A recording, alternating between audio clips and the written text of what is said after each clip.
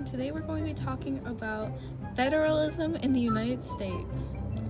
Before I get into it and the history of it, we should talk about what is federalism. Federalism isn't exactly about power of the federal government. Instead, it's about the sharing of power between the national government and the state governments. This can go into multiple forms of power. The first one we'll talk about is exclusive power. Power only the Constitution gives the federal government. This can include things like the ability to declare war. A state cannot declare war on a country. That's a decision the federal government has to make. States can also not coin money, and they cannot decide international trade the same way the federal government does. The next form of power we'll talk about is reserve power, which is power kept by the state. This is given to the states in the 10th Amendment. This can include things as how schools are run. Education tends to vary from state to state, sometimes even city to city. This form of government also gives them states the ability to give their cities power, as well as policing and how hospitals are run.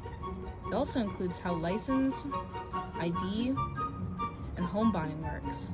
The last form of power we'll talk about is concurrent power. This is shared by the government and the state. That includes stuff like taxes. If you notice on your tax brackets, a portion is taken out for both the federal government and the state government. At the beginning of the war, America's 13 colonies all declared themselves to be their own independent governments. By the end of the war, 13 colonies realized that they needed a national government to help them enter a new world stage. America's first attempt at introducing federalism sadly failed. But after trying again with a much more sturdier constitution, federalism managed to survive the Revolutionary War, a civil war, an economic depression,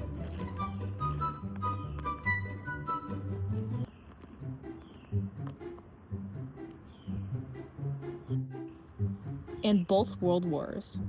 To this day, this form of federalization is still used across America. A couple other countries have also copied it, such as India, Canada, Germany, Brazil, Australia, and Nigeria. So, to conclude, a basic outline of federalism is how a government should function, or how the American government should function.